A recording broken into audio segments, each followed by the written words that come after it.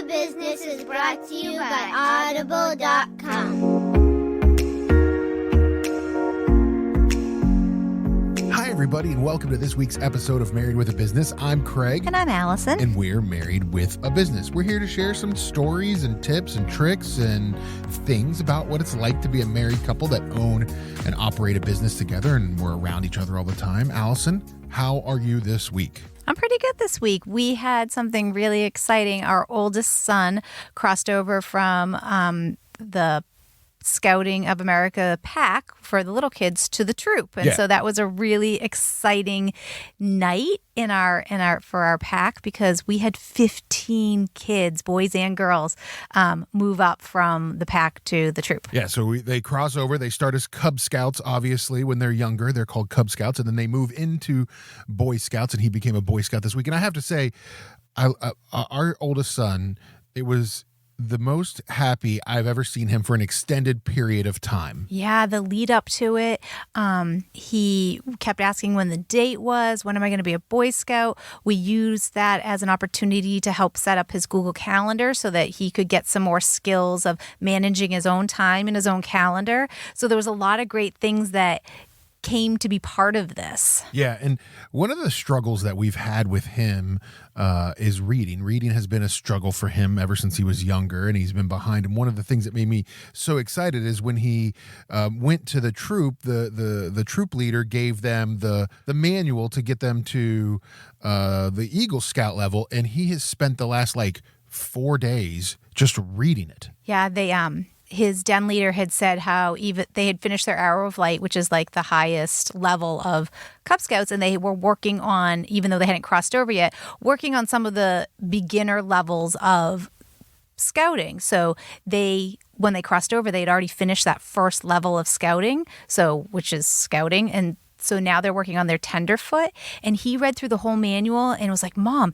if I go to every meeting between now and April, I'll get my tenderfoot. So it was great because he went through and he tabbed everything. And it was just wonderful to see that executive functioning on his own. He was driving it. Yeah, it was fun. It was very emotional for you and I to see him, just be so intertwined and so into what he was doing. And emotions actually kind of pairs into what we're talking about this week, because sometimes when you're operating a business with your significant other, with your spouse or partner, emotions can be a hard thing to manage, Allison. Yeah, working together and living together can be a double-edged sword. There can be great things because you can manage your own time and schedule, and there can be difficult things because what happens to one sometimes affects the other. And I think this is something that you and I have worked on and struggled with over the 20 years of working together. I think that moods can be contagious, right? And so I'm sure husbands and wives that don't work together experience this on a certain level, but I think it's amplified when you work together. And so, this year has started off, I'll say it, this year started off kind of rough. There have been some ups and downs this year that have made both you and I frustrated and emotional and angry, and it's hard because we set each other off a lot. Right. And it's both work and home that those things are happening. So it feels like sometimes there's just this storm. And when a colleague or a friend is upset, you can be emotionally supportive and not necessarily want to fix it. I want to fix it as well as be emotionally supportive. But when it's with your spouse and your partner, sometimes that's even more difficult. Well, and I also think that when it's with your spouse and your partner and it's about something, the business that you run, your livelihood, that also makes it difficult. So, that's one of those challenges I think you and I fight a lot of times. Yeah, I think you and I have the problem. Sometimes we're very empathic and we build each other up, or we can take each other down. And we are working very hard to take responsibility for our own emotions and take control of our own emotions. I think we've talked in the past about how we've said to each other, we can't both have a bad day at the same time. One of us has to be the okay person and let the other one be the emotional train wreck. But sometimes that's not a reality, right? So sometimes we're both frustrated about the same thing. And when we start to talk about it and when we start to vent it to each other, we end up just working each other's each other up, right? Right. And we brought this topic to our mastermind advisory group recently, and I think they half thought we were funny and half gave them pause to think about the way that they do it. And one of the things we got for feedback is to kind of ask the other person, okay, do you want me to get on board with the drama, or do you just want me to listen? Yeah, I think you kind of have to build this like toolbox of how you will work and manage it emotionally with each other. And that's one of those things, like either the person that's venting and we could talk about it. Like, so sometimes I'll come back and I'll be upset or frustrated about something and I will vent to you, and you will readily admit you're not the greatest at just letting me spew it out, like right, whether it's an idea or being upset. Right.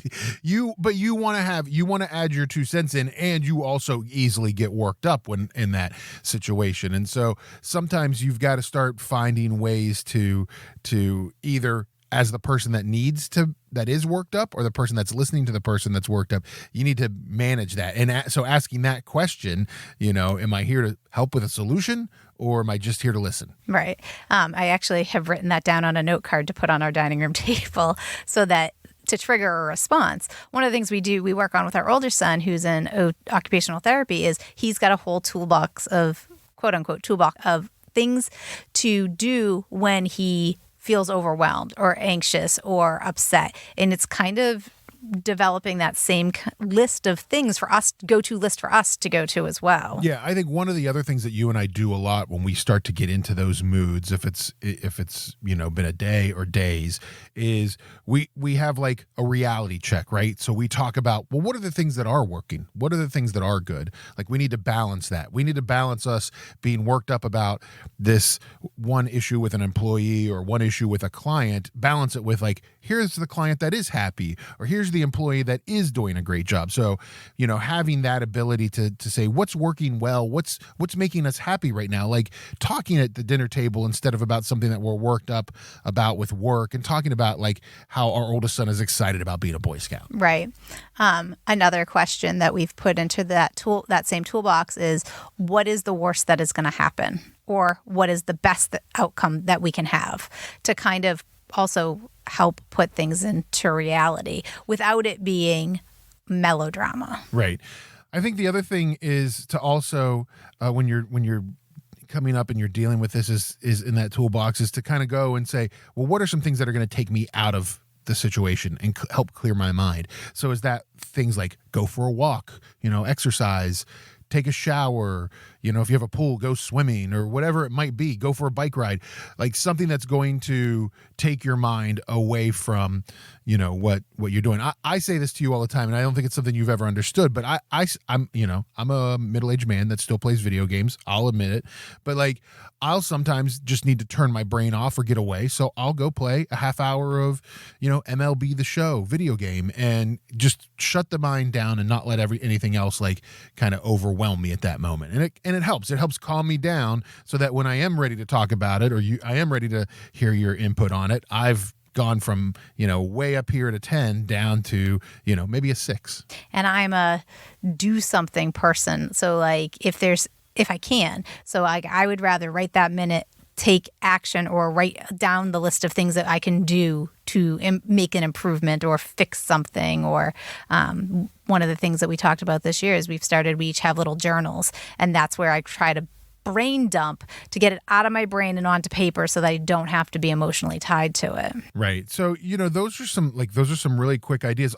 Another way is to look outside of just the two of us, right? To look for some outside support. If that's, friends, colleagues, coworkers, if it's somebody that you need to go talk to, like a therapist or a counselor of some sort. Yeah. And the other suggestion that we got was to, when we're not upset, talk about how we feel when we are upset and what we want the other to do.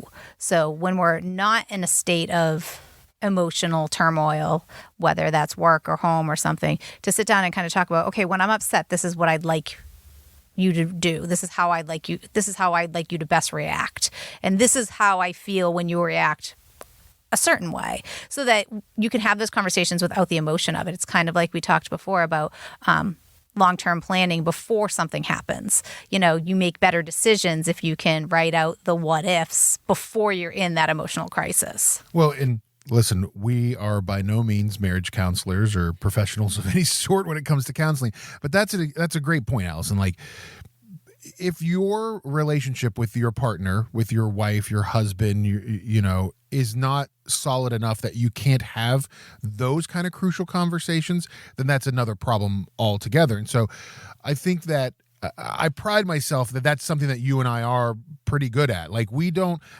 there are times where we walk away from each other and we don't want to talk and we need time apart, but we always, circle back around and be like, okay, here's what's happening. Here's why, that conversation wasn't working.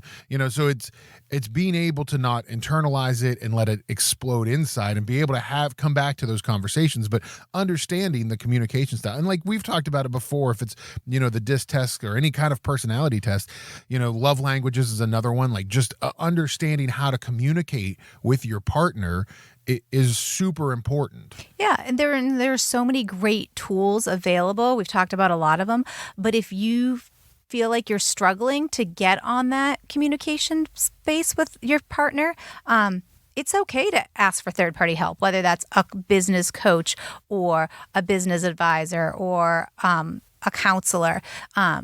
When you're always together in work and in life, sometimes it is harder to mesh those things, and sometimes you need a outside perspective to help navigate that.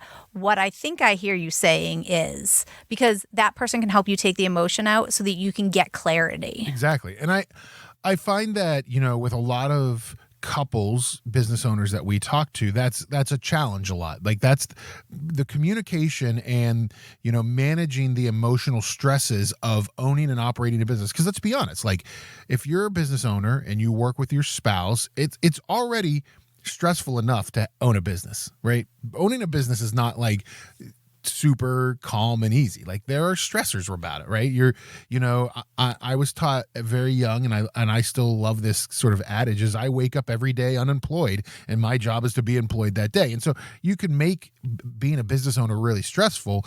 And if you're not careful, that stress will get into your relationship, and you've got to be able to manage all of that. Right. And that's true when things are going smoothly and when things are rocky at work, because rocky at work brings rocky to home. And I feel like if you're an entrepreneur, you'll understand this comment. Like, it's either feast or famine, right? You're either like so busy that you can't get to anything else and that's stressful, or you're not busy enough and you need to get more busy, so that's stressful. So I think that, it's definitely one of those things. And you and I do. We admit it all the time to people, and I think it's the hardest part about working together is that we do struggle sometimes at balancing our moods and not mimicking each other and not trying to feed the flame of frustration that, one of us might have.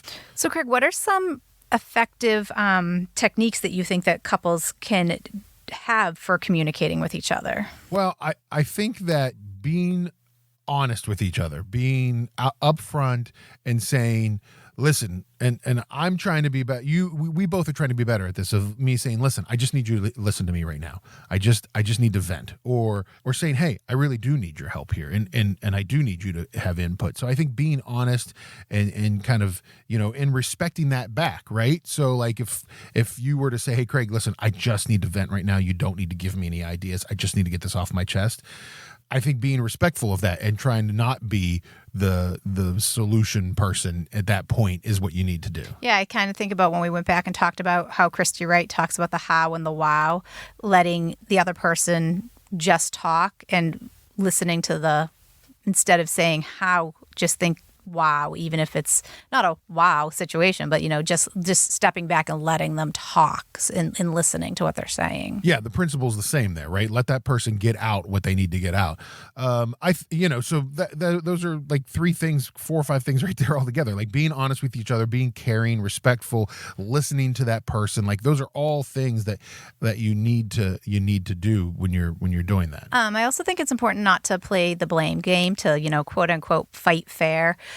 if somebody's upset, don't bring up other things into the conversation from the past that could make either of you more upset. It's not the time if they're upset and you're starting to feed off of their emotions to bring up, well, if you hadn't done this, if you hadn't done that. I think that kind of fighting fair or will help not escalate everybody's emotions. Yeah, and I think you and I have a tendency to, and this kind of falls under the same thing. And at the end of the day, like as a business owner, as business owners that work together, like you are the end all be all. You are the decision maker sometimes. So you've got to be careful, like not to pass the buck and say, well, it's somebody else's fault and it'll never be right. You've got to be able to say, okay, here's what we need to do, and then you talk about active participation. And there are times, I'll admit, like I'll be hard on you sometimes saying, hey, sometimes I just want to vent. You keep wanting to solve it.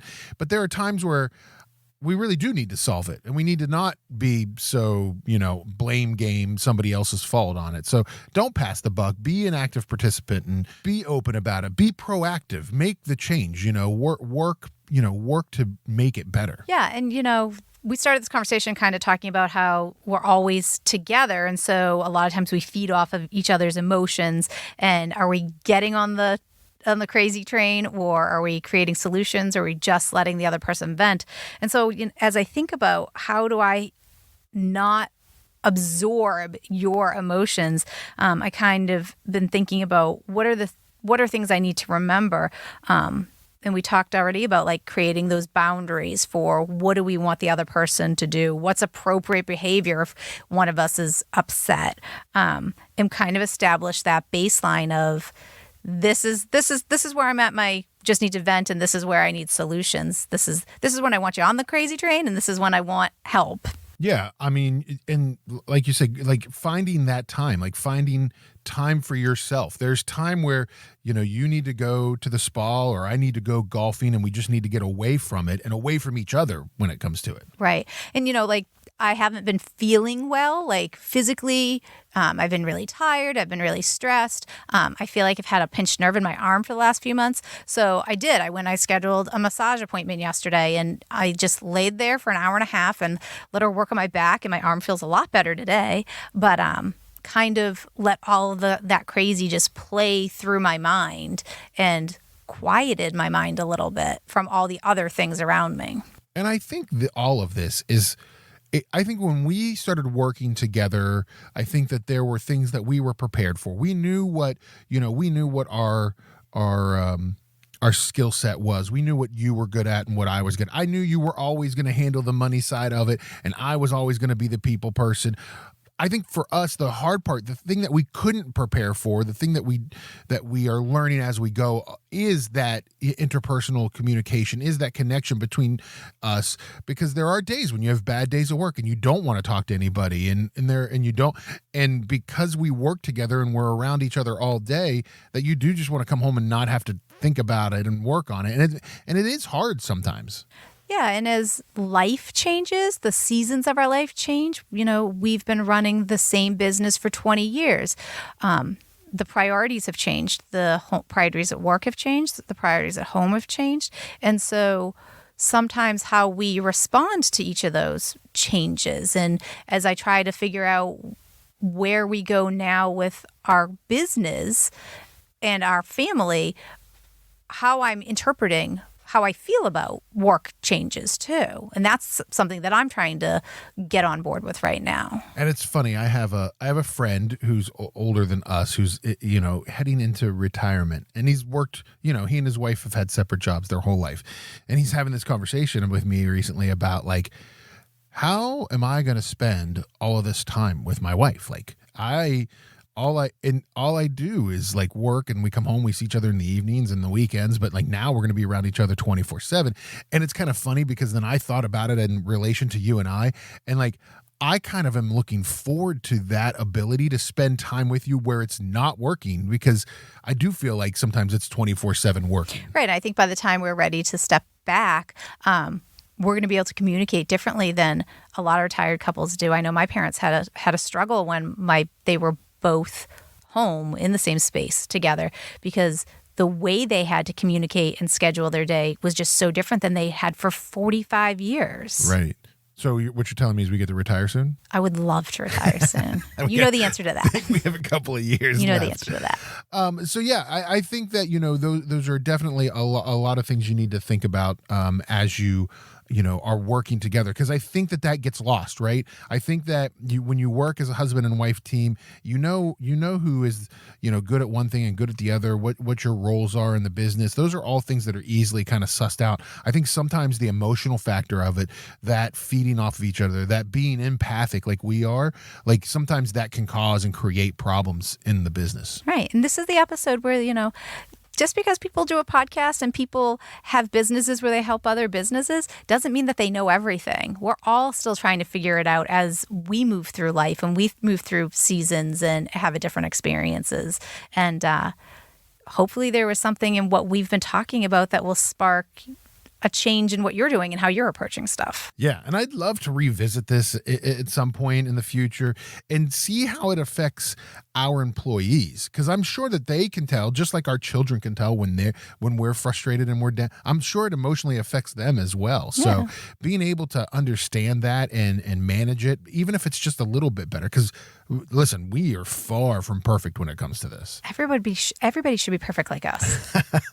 Well, listen, one thing I will say, a good book that you and I have, both listened to lately that kind of connects with this is Dr. John Deloney has a book out from 2020 called Redefining Anxiety, what it is, what it isn't, and how to get your life back. And it's a really quick read, a really short listen if you listen on audible.com. And hey, listen, you can listen for free if you get a free 30-day trial of Audible on us. Go to audibletrial.com/bizmarried, audibletrial.com/bizmarried. But in this book, Allison, he talks about like the 4 myths about anxiety and how to, attack those and change those, because anxiety is a disease and it can't be cured with medicine, or it can be helped with medicine, but you can help it by changing some of the ways that you handle and deal with anxiety. So check that book out, Redefining Anxiety by Dr.